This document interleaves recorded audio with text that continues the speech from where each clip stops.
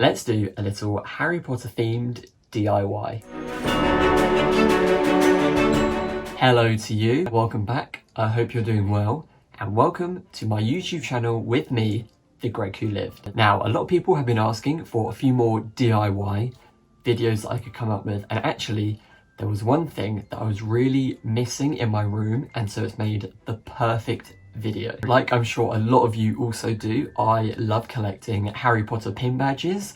I recently this year made my very own Dueling Club pin badges, but I have a lot that are from the tour. I got a lot from the Wizarding World of Harry Potter, and I've got a lot from fellow Instagrammers and amazing pin badge designers from Instagram and Etsy. So I really need a place to store them, and if you saw my room tour video, which I did much earlier on in this year, I have some pin boards that I customized, painted from Amazon in hexagon shapes, and I've stuck them to my wall over there. However, I'm finding that I'm not really seeing my pins, and I wanted somewhere really special to just put them all together and display them really nicely. A really kind friend on Instagram, she's known as the Black Lake Mermaid, actually gave me some helpful advice and said that IKEA had these really good frames, and unfortunately they discontinued them just as I wanted one. However, she then gave me some further advice, which was that Hobbycraft, which is a craft store here in the UK, were actually selling something fairly similar. So a couple of days ago, just before lockdown V2, I got myself this display frame, I believe they're called, or shadow boxes, quite similar. And so I've got this one here, it's on hinges, it opens with this little magnetic clips here, like so. And I thought this would do really great at allowing me to display all my Harry Potter pins, and it's quite a decorative frame as well. Although the white of the frame does go with my room, I wanted something a bit more shiny, a bit more magical to show off all the pins that are going to be inside. So I'm going to be spraying it with this Rust-Oleum metallic elegant finish gold, and that's going to match a lot of the other things that I have in my bedroom. For my bedroom, I've gone for sort of a celestial look, so I've got a lot of blue, a lot of gold, a lot of brass, and it's going with that whole Ravenclaw look.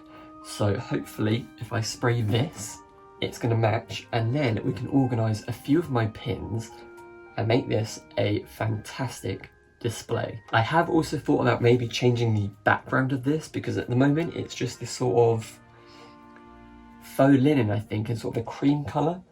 I'm not sure whether to keep the background of the pins quite neutral so the pins really stand out, or I could potentially spray paint this as well, or maybe make a little cushion layer to go over the top. I'm not entirely sure just yet, but right now let's get to spraying the outside and seeing what it looks like. If you are doing any craft things and need some spray paint, I would recommend this Rust-Oleum one. It's really good. This has lasted me a very long time on a lot of different projects, and to keep the frame glass clean, I'm actually going to be using some masking tape. So we're going to use this to cover up all the glass, as obviously I don't want to spray the glass, and hopefully we'll get a nice crisp and clean finish. So let's begin. For this DIY, I've just used some standard tape. It doesn't have to be expensive masking tape, as you're just using it to cover up the areas you want to keep clean. So make sure everywhere is covered, because you don't want the paint getting anywhere on the glass. From the glass, I then moved on to the inside and started with the right side glass, as you can see here, and just followed the steps in my previous clip.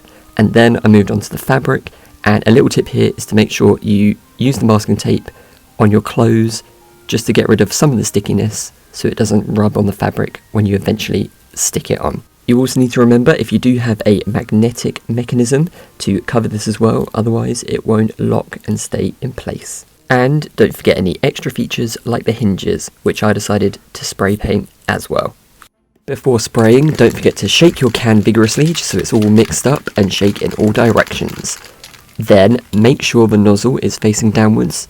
I have done it before and sprayed my face, so spray downwards, and you want to spray lightly from side to side.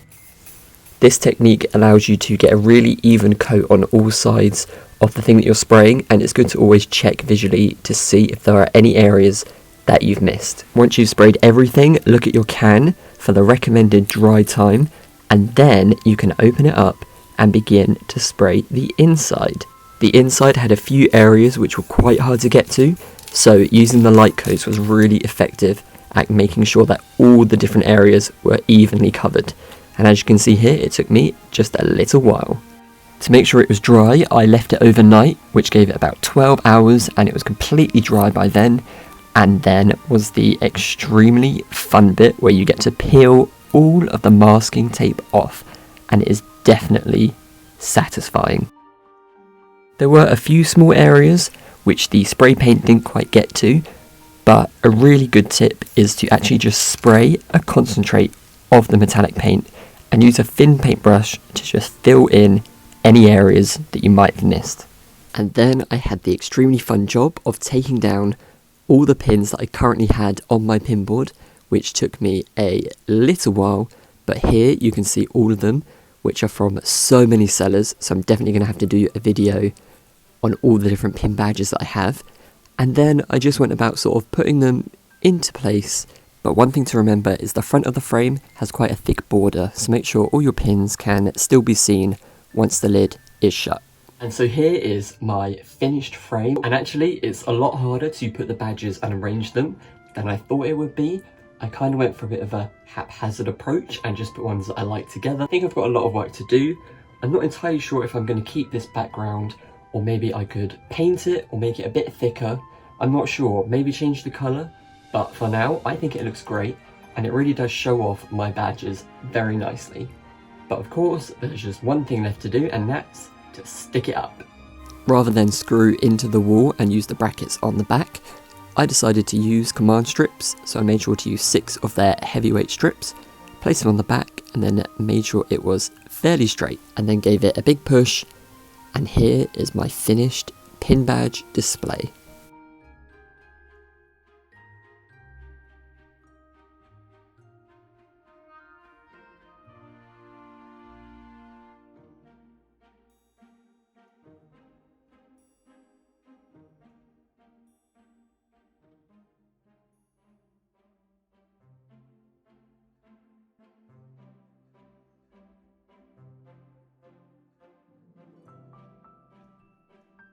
So that's the end of this video, and thank you very much for joining me as I created my very first pin board display and showed you some of my pins which I collected over the years of being a fan of Harry Potter. I really enjoyed this little fun DIY video. I hope it's really inspired you to get your own pins and make a beautiful display out of them. If this video has inspired you, then feel free to give it a big thumbs up and comment below if you have any other DIY videos that you'd love to see.